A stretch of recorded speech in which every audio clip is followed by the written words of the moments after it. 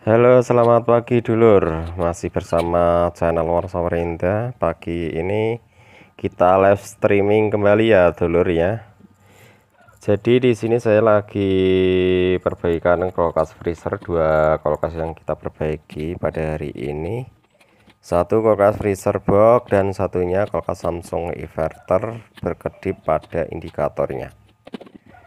Dan yang pertama ini kita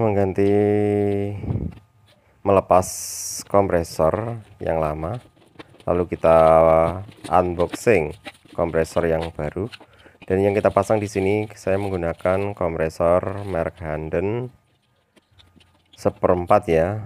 Saya biasa menggunakan 1/4 untuk freezer box ukuran ini.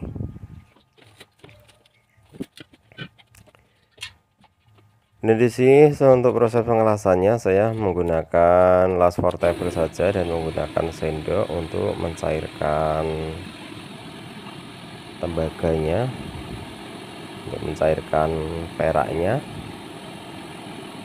Dan jangan lupa kasih fluk ya guys ya, untuk menyambungkan pipanya di sini. Dan sekarang sudah bagus, pipanya sudah tersambung dengan rapi seperti ini ya. Dan apabila menggunakan tembaga ada hitamnya di bagian ujung, berarti sudah bagus penyambungannya.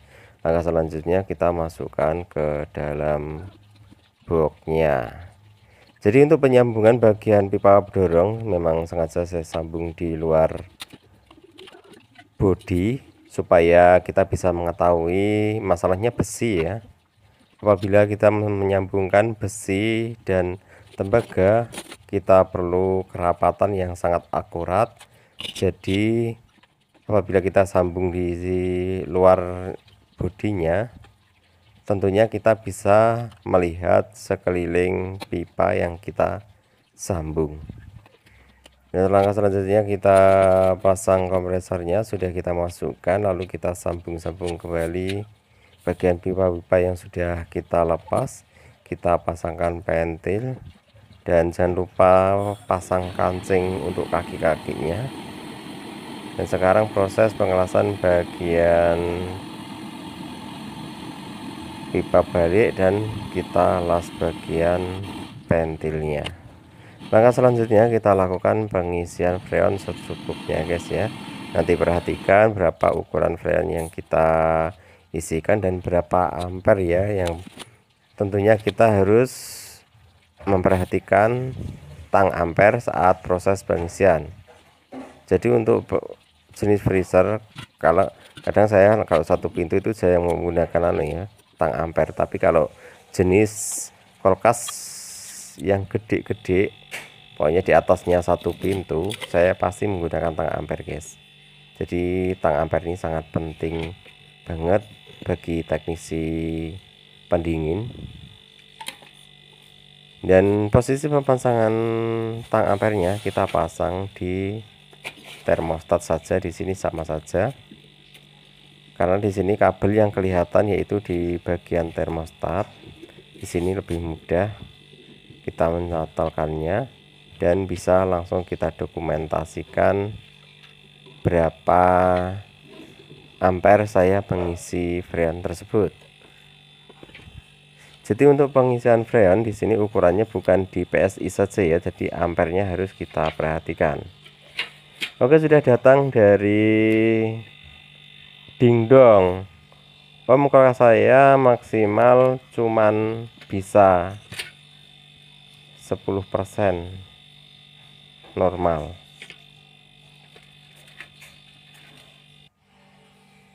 Enggak Nah, ini untuk prosesan besinya saya menggunakan 1,2 dan 10 PSI ya untuk pengisiannya. Nah, ini perhatikan. Ini kalau menggunakan 10 PSI ya.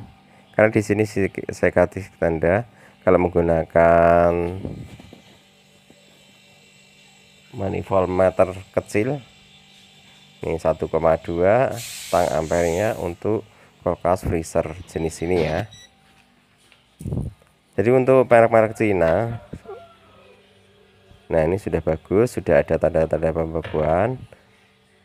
Untuk kompresor merek Cina rata-rata 1,2, 1,1 atau 1,0 ya. Nah ini sudah ada batu es bagian ada saljunya. Oke, sudah mantap. Dan selanjutnya kita rapikan, kita lanjut ke perbaikan yang kedua guys ya. Saya masih satu perbaikan lagi kulkas Samsung inverter. Oke, ini pertanyaan dari Dingdong, ini 10 Celcius normal kan. Oh, min 10 ya. Min 10 normal ya, bagus itu, sudah beku.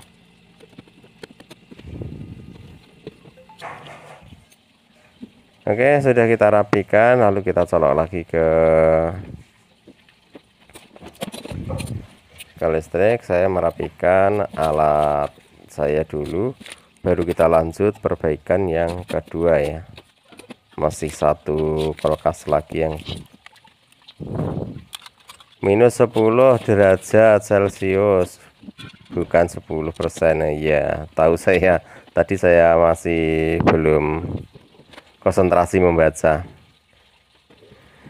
Oke, sudah jos ini. Dan selanjutnya ini kasus yang kita hadapi. Nah ini ya, ada pembekuan di sini. Dikarenakan apa pembekuan di sini? Dikarenakan yaitu bagian termostatnya tidak mau stop, jadinya ini bagian kompresornya on terus ya. Kasus-kasus seperti ini biasanya disebabkan salah satu komponen yang rusak, mungkin bisa terjadi kipasnya yang mati, bisa jadi termistornya yang mati, pokoknya di antara dua itu ya. Atau kalau heater kemarin ya bagian sensor-sensornya, berarti sensornya itu di kipas dan di termistor untuk sensor.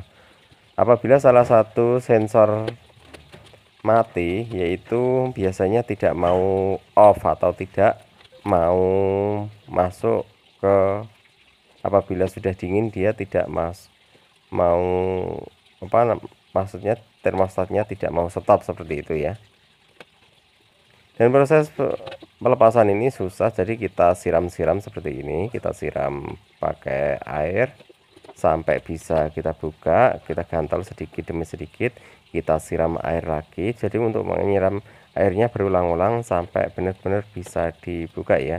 Nanti kita perhatikan bagian dalam, biasanya kalau menggumpal seperti ini ada kedip, itu bagian dalamnya normal ya. Nah perhatikan tidak ada pengeblokan di bagian dalam ya, jadi pengeblokannya hanya di bagian freezernya saja. Untuk bagian evaporatornya tidak ada pengeblokan sama sekali. Ini biasanya pengaruhnya kerusakan pada sensor. Jadi sensor bisa juga sensor kipas dan sensor termistor seperti itu ya. Jadi nanti kita coba saja kerusakannya ada di mana, dan kita masih mencari terus. Kalau kita perhatikan di sini menggunakan kipas bawah ya, kita perhatikan bagian atas di sini tidak ada lubang, tidak ada lubang angin yang turun ke bawah. Dan ini bagian evaporatornya bersih, ini belum kena siram air, sudah bersih kayak gini. Dan saya mencurigai kerusakannya ada di bagian ruang bawah. Untuk bagian atas normal, apabila di situ tidak ada pengeblokan batu es di evaporatornya, artinya bagian atas normal ya, tidak perlu kita otak-atik. Langkah selanjutnya yang kita lakukan, kita buka bagian bawah di sini. Biasanya untuk kulkas merek Samsung di sini ada kipas di bagian bawah. Dari Sugimin Simin. Selamat pagi Pak Warno ya, selamat pagi juga, sudah datang dari dua teman yang komentar, terima kasih. Dan ini kita perhatikan betul banget di sini ada kabel yang putus guys, kabel warna merah putus ya. Nah ini kabel kipasnya ternyata putus ya, disebabkan apa dia kabelnya putus ya. Dan biasanya di sini terjadi keropos karena kena air ya. Nah ini putus yang warna merah, ini putus kabelnya. Jadi untuk bagian positif ini putus. Ini apabila mau ngetes di luar ya menggunakan tegangan 12 volt. Di sini yang dihubungkan yaitu kabel hitam, dan untuk kabel warna putih dan merah disatukan. Dan ini kita perhatikan memang agak-agak keropos kayak gitu ya, kayak kotor-kotor kayak gitu. Dan coba kita lihat bagian lubang kabelnya, biasanya terjadi keropos bagian lubang kabelnya. Kalau kita bagian di sini, pinnya di sini utuh, dan kita buka dari belakang, di sini keropos ya, betul itu keropos, itu yang menyebabkan kabel terputus. Biasanya kenapa Bang misalnya kabel terjadi keropos? Biasanya ya itu karena dia sering kena air, atau mungkin karena kena panasnya, kena tegangan, bisa jadi terjadi keropos. Nah, selanjutnya yang kita lakukan, kita akan tes di luar ya, kita tes kipasnya. Kita sambungkan jalur yang keropos tadi. Seperti ini cara menyambungkan apabila menemukan soket yang sudah keropos bagian jalurnya. Dari dingdong pengeblokan pada freezer, maksudnya muncul salju, bukan iya, muncul salju di bagian freezernya. Itu kalau saya nyebutkan ngeblok ya, ngeblok batu es di freezernya. Jadi saljunya tebal di bagian freezernya, itu yang saya maksud ya. Nah, ini seperti ini cara penyambungan ya, penyambungan kabelnya. Nah, kita sambung. Perhatikan cara penyambungannya seperti ini. Lalu kita temukan supaya tidak lepas, nanti jadinya kuat sambungannya. Ini kita putar-putar. Ini kita putar-putar kabelnya supaya terlilit. Sudah terlilit, lalu kita sambungkan dengan kabel yang warna merah tadi ya. Nanti kita coba apakah sudah hidup atau belum. Jadi ini langsung saja saya tidak main ukur-ukur ini, kita langsung sambung saja. Masalahnya saya sudah curiganya pada kabel tersebut ya. Ini cara menyambungnya seperti ini, mudah banget cara menyambungkannya.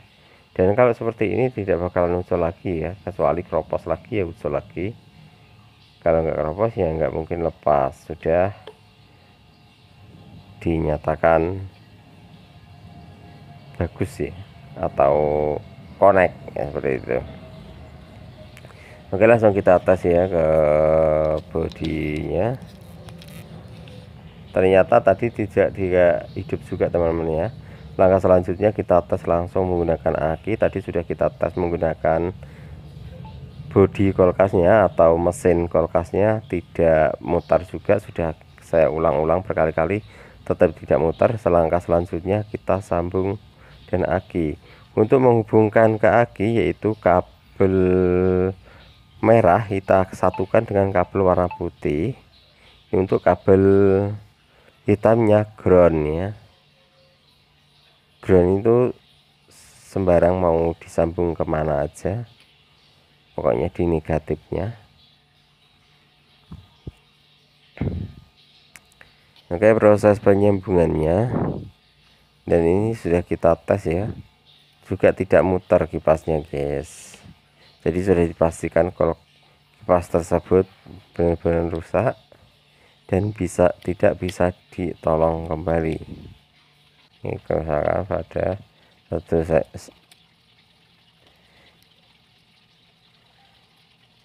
Nah, ini proses pengetesan tidak berhasil, walaupun kita bolak-balik tetap tidak berhasil. Langkah selanjutnya, apabila ini tidak bisa, kita ganti dengan kipas DC biasa guys. Langsung kita belikan kipas DC biasa. Kita meluncur ke toko elektronik. Oke, ini dengan live streaming terganggu dengan telepon, kita abaikan aja teleponnya ya.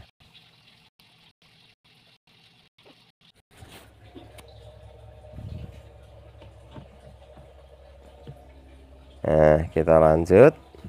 Dan sekarang sudah kita ganti menggunakan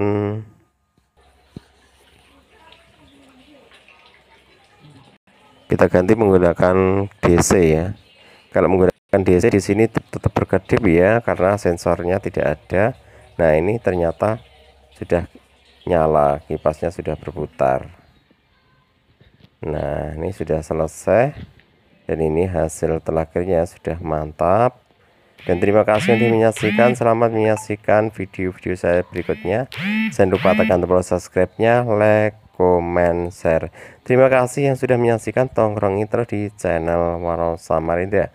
Terima kasih.